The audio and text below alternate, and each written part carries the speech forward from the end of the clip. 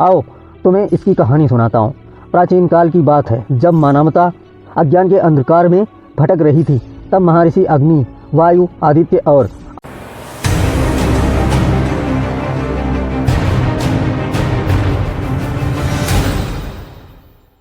हिमालय की गोद में बसे आर्यावर्त नामक भूमि पर एक महान ऋषि रहते थे। महर्षि भारद्वाज वे ज्ञान के सागर थे और वेदों के महत्व को समझते थे। उनके आश्रम में दूर दूर से शिष्य ज्ञान अर्जित करने आते थे। वेदों की महिमा सुनकर एक दिन एक जिज्ञासु बालक आदित्य उनके पास आया। गुरुदेव, मैंने सुना है कि ऋग्वेद विश्व का प्रथम ग्रंथ है, यह कैसे संभव है? आदित्य ने श्रद्धा से पूछा। महर्षि भारद्वाज मुस्कुराए और बोले, वत्स, ऋग्वेद केवल एक ग्रंथ नहीं, अपितु ईश्वर की दिव्य वाणी है, जो हजारों वर्षों से मानवता का मार्गदर्शन कर रही है। आओ तुम्हें इसकी कहानी सुनाता हूँ।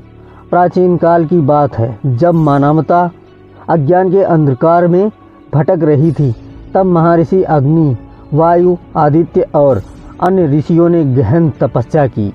उनकी भक्ति से प्रसन्न होकर स्वयं ब्रह्मदेव प्रकट हुए और बोले, हे महर्षियों, मैं तुम्हें एक दिव्य ज्ञान प्रदान करता हूँ, जो सृष्टि के रहस्यों, ब्रह्मांड की उत्पत्ति, ईश्वर के स्वरूप, यज्ञों की महिमा और जीवन के मूल सिद्धांतों को प्रकट करेगा।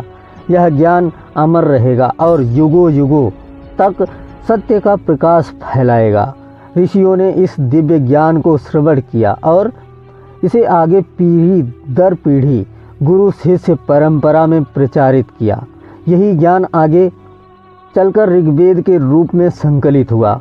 गुरु भारद्वाज आगे बोले, आदित्य, ऋग्वेद केवल धार्मिक ग्रंथ नहीं, बल्कि यह विज्ञान, खगोल शास्त्र, चिकित्सा, समाज शास्त्र और जीवन के हर क्षेत्र में मार्गदर्शन करता है।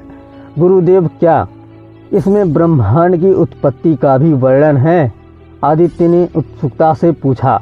हाँ पुत्र, ऋग्वेद के नासदीय सूक्त में ब्रह्मांड की उत्पत्ति के रहस्यों का वर्णन है। गुरुजी ने वेद मंत्रों का उच्चारण किया।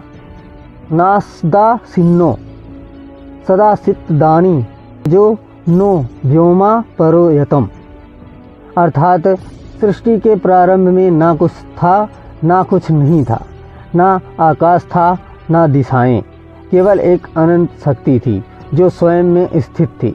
आदित्य मंत्रों की गहराई में खो गया। उसे महसूस हुआ कि ऋग्वेद केवल एक पुस्तक नहीं, बल्कि संपूर्ण ब्रह्मांड का रहस्य है।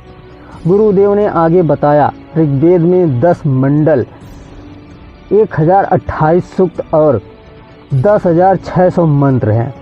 इनमें अग्नि, इंद्र, वरुण, सूर्य, उषा, सोम आदि देवताओं की स्तुति की गई है। गुरुदेव, क्या यह सत्य है कि ऋग्वेद में विज्ञान और गणित का भी ज्ञान है? बिल्कुल, ऋग्वेद में पाई का मान, पृथ्वी की परिधि, ग्रहों की गति और चिकित्सा शास्त्र से जुड़े कई रहस्य समाहित हैं। वेदों से ही आर्यभट्ट, चरक, सुश्रुत और पतंजलि जैसे महान वैज्ञानिकों ने प्रेरणा ली।